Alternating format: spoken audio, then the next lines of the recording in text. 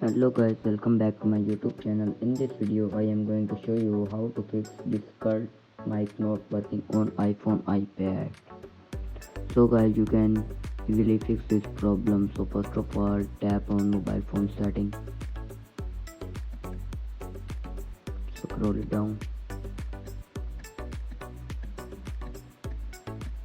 and tap on privacy, tap on microphone and all mic turn on, and after this go back, scroll it down, tap on general and tap on software update.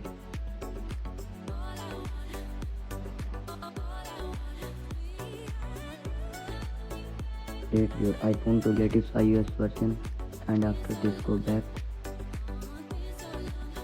and after this go back,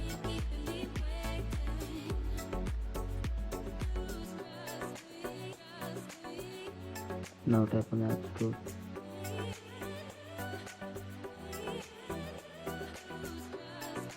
now tap on and tap on Discro app search.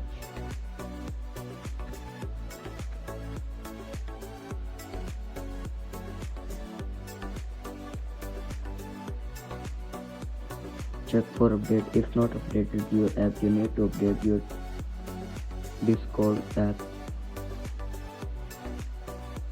And after this go back, tap on setting,